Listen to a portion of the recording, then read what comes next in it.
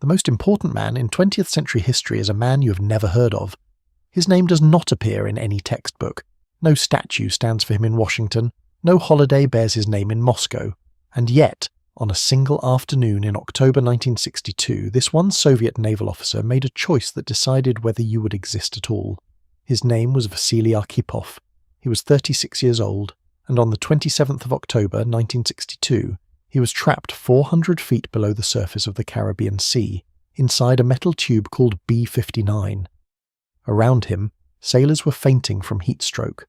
The temperature had reached 140 degrees Fahrenheit. His captain had just given the order to fire a 15-kiloton nuclear torpedo at the United States Navy, and 2 of 3 required signatures had already been given. Only Arkhipov's signature remained, and if he had signed, the world you are living in, right now, would not exist.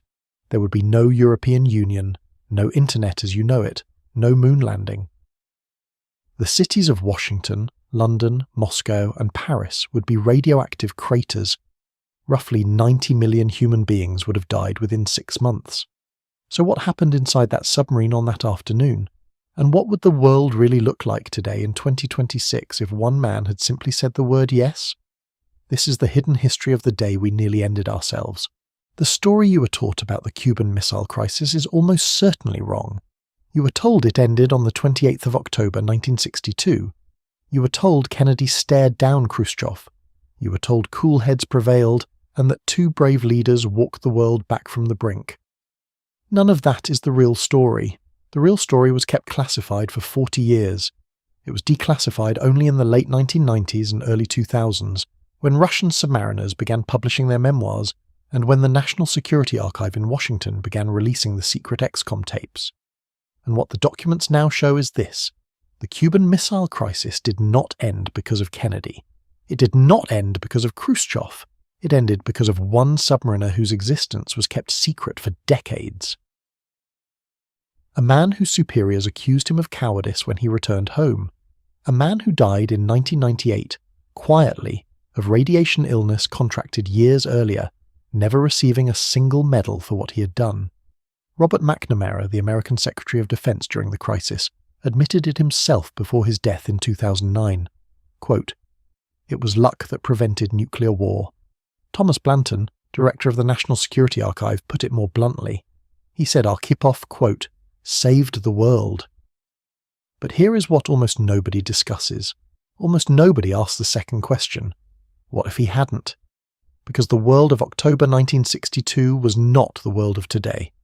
In October 1962, the United States possessed over 25,000 nuclear warheads. The Soviet Union had just over 3,000. There was no hotline between the White House and the Kremlin. That only came in 1963. There was no nuclear test ban treaty. That came in 1963. And the American war plan in force on that day, called SIOP-63, called for the simultaneous destruction of 1,060 targets across the Soviet Union and China, delivered in a single unstoppable attack over 3,000 warheads, a total yield of nearly 8,000 megatons. The Pentagon's own estimates, declassified decades later, concluded that if this plan were ever executed, 285 million people would die in the opening hours. When President Eisenhower first saw the briefing in 1960, he said, quote, "It frightens the devil out of me. This was the plan on the shelf. This was the plan waiting to be executed." And on the 27th of October 1962, in a submarine called B-59, one man was the last thing standing between that plan and the world. So what exactly was happening in October 1962? To understand why one Russian officer held the fate of humanity, you have to understand how close we already were. Not metaphorically, not rhetorically, physically close.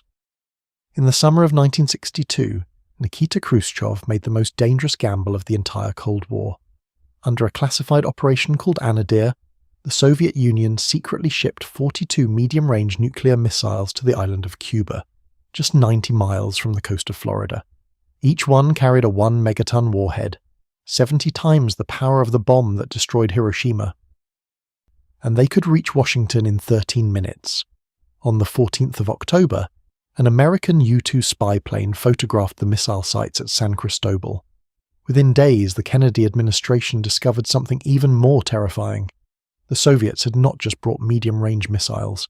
They had brought tactical nuclear weapons, short-range rockets, cruise missiles with 12-kiloton warheads, nuclear-armed bombers, artillery shells, 158 warheads in total, sitting 90 miles from the United States, under the command of a Soviet general named Issa Pliev, who had the technical ability, though not the official authority, to fire them on his own initiative.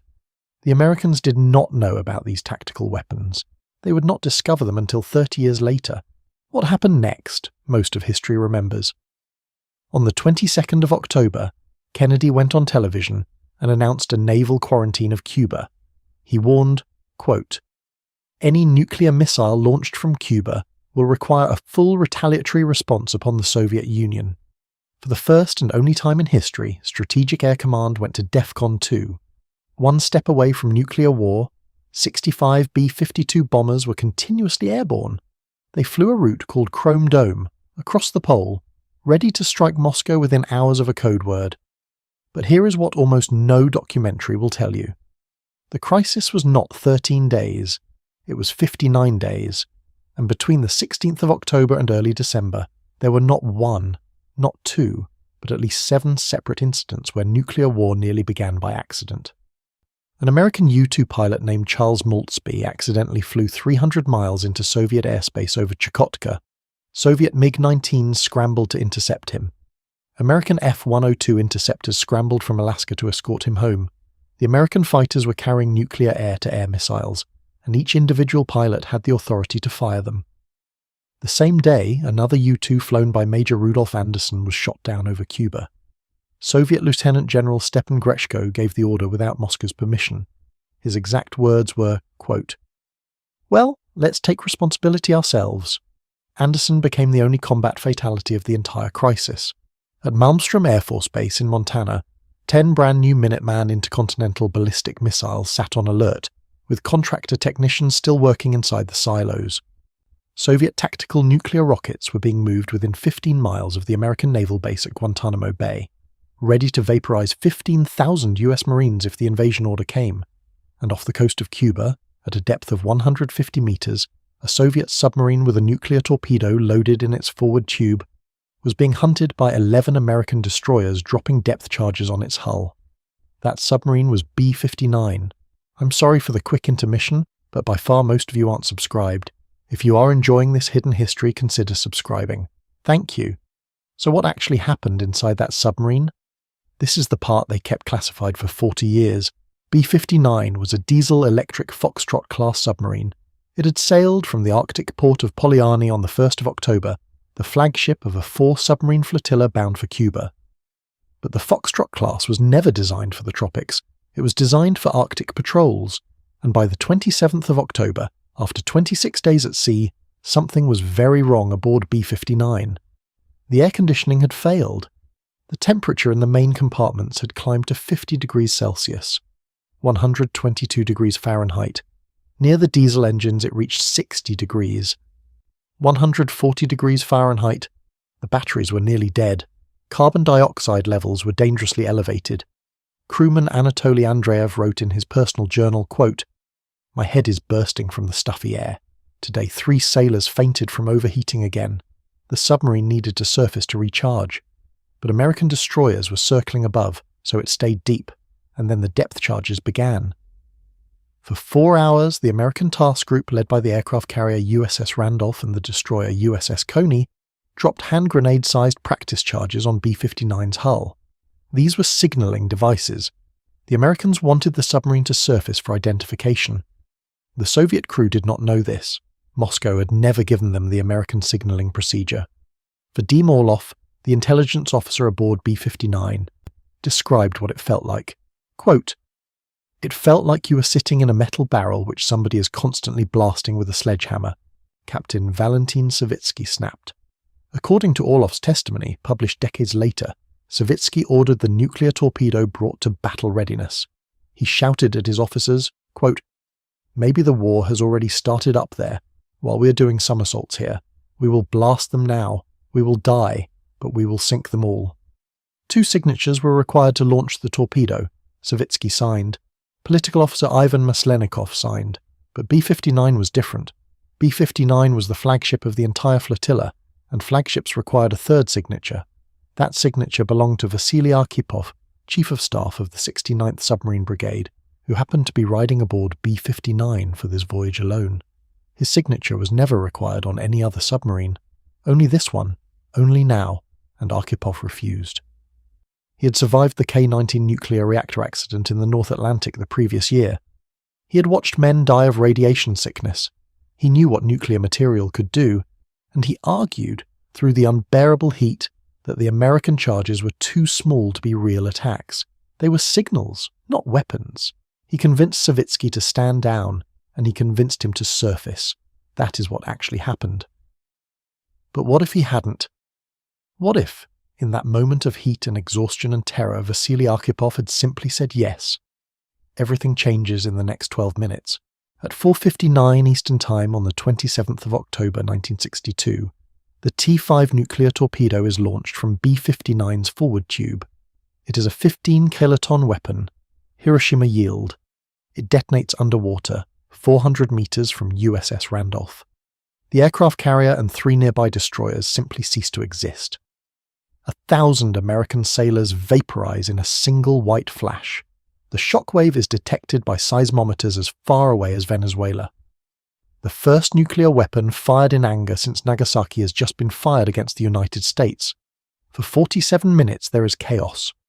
Admiral Robert Dennison, commander of the Atlantic Fleet, cannot explain what just happened. Was it a Soviet attack? A weapons accident? A radioactive cloud is drifting north toward Miami on the trade winds. But Strategic Air Command at Offutt Air Force Base in Omaha does not wait for explanations. General Thomas Power, the commander of SAC, has been at DEFCON 2 for 4 days. He is prepared for this moment. He has, in fact, been waiting for it. At 5:46 Eastern Time, Power gives the order. SIOP 63 is executed. What happens next unfolds over roughly 6 hours. From airfields across the American South, Navy aircraft strike every known Soviet missile site in Cuba, San Cristobal, Sagua La Grande, Guanajay, Remedios, Havana. The Soviet tactical commanders on the ground, cut off from Moscow, respond with everything they have. Tactical nuclear rockets slam into Guantanamo Bay. Cruise missiles strike the invasion fleet in the Florida Straits. 6 of the 42 medium-range missiles in Cuba, already fueled, launch before their bases are destroyed. 13 minutes later, Washington disappears. Kennedy, his family, the entire cabinet, the Joint Chiefs, most of Congress, gone. A 1-megaton airburst over the Capitol. The White House, the Pentagon, the State Department, all gone. The continuity of government bunker at Mount Weather was never fully activated. Only the airborne command post called Looking Glass, flying above Nebraska at the moment of impact, survives. Manhattan follows, then Norfolk, Cape Canaveral, Tampa, Dallas, Atlanta. At the same moment, on the other side of the world, over 1,000 American nuclear weapons are descending on the Soviet Union. Moscow is hit by 23 separate warheads. The Kremlin, the ministries, the defense complex at Fili. Khrushchev dies, Brezhnev dies. The entire Politburo is erased in 7 minutes. Leningrad, Kiev, Minsk, Sverdlovsk, Magnitogorsk, Volgograd, Vladivostok. The industrial heart of the Soviet Union burns, and in Europe, London takes a 1-megaton strike. Paris, Bonn, Hamburg, Frankfurt, Munich. The British Thor missile sites at Feltwell and Hemswell. The American Jupiter bases at Gioia del Colle in Italy and Chile in Turkey. By the morning of the 28th, roughly 20 million people are dead. By December, the number reaches 90 million. By 1965, including famine deaths, the number passes 150 million. This is not the apocalypse. 95% of humanity survives. But the world they wake up in will never be the same. So what does the world actually look like in the first year after nuclear war? This is the part alternate history almost always gets wrong, because this is not a Hollywood wasteland. There are no mutants. The sun still rises. Crops still grow across most of the southern hemisphere. The radiation, while terrible, is largely localized. In 1962, a nuclear exchange does not end the world. It ends an era. The United States survives. Barely. The federal government, for the first time since 1865, is legally decapitated. Under the 1947 Succession Act, the presidency should pass to the Speaker of the House, John McCormack of Massachusetts. But McCormack was in Washington, so was the Senate President pro tempore, 85-year-old Carl Hayden. So were most cabinet officers. The country is held together by a man nobody elected, probably a surviving cabinet secretary who happened to be out of Washington for a scheduled trip. Martial law is declared. The 1962 midterm elections scheduled for early November are postponed. They will not be held for 5 years. Kansas City becomes the emergency capital. Fort Knox, holding 4,500 tons of gold, becomes the effective Federal Reserve. Denver becomes the second city of the United States. The Deep South survives largely intact. Atlanta, Birmingham, Nashville, Memphis, all standing. Texas survives. The Mountain West survives. The population of the United States falls from 186 million to around 165 million. But the country does not die. The Soviet Union, on the other hand, does, not all at once. But from the moment Moscow is destroyed, the USSR begins to fracture. A military junta, based at the backup capital of Kuibyshev on the Volga River, tries to hold the country together. It fails. Ukraine declares independence by 1964. The Baltic republics follow. Kazakhstan, Georgia, Armenia. The Warsaw Pact simply dissolves. Poland and Hungary declare neutrality by 1966. East Germans tear down the Berlin Wall themselves in the summer of 1965. The Soviet Union that died in 1991 in our timeline dies in 1975 here, 3 decades early. And Europe is something else entirely. Britain is shattered. London, Birmingham, Manchester, Glasgow, all gone. Harold Macmillan dies in London. The royal family in the chaos is evacuated to Balmoral. The rump British government, operating from the central government war headquarters at Corsham in Wiltshire, is a handful of surviving secretaries. The British Empire, which in October 1962 still formally existed, simply ends. There is no longer anyone in London with the authority to rule it. Kenya, Uganda, Rhodesia, Malaya, Hong Kong, they all become independent within 3 years. But the most important survivor, the man who shapes everything that comes next, is Charles de Gaulle. The President of France had spent the previous 2 years quietly withdrawing French forces from NATO's integrated command. When the strike comes, de Gaulle is not in Paris. He's at his country home at Colombey-les-Deux-Églises in the Champagne region, 200 kilometers from any nuclear target. Paris burns, but de Gaulle survives, and from that moment, he becomes the most powerful man in the Western world.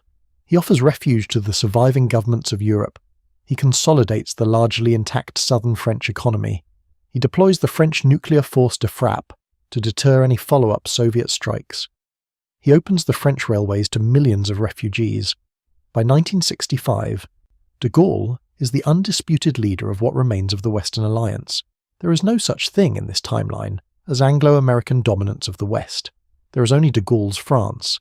Because the real story, the story no history book has ever told, is what happens in the countries that were not hit.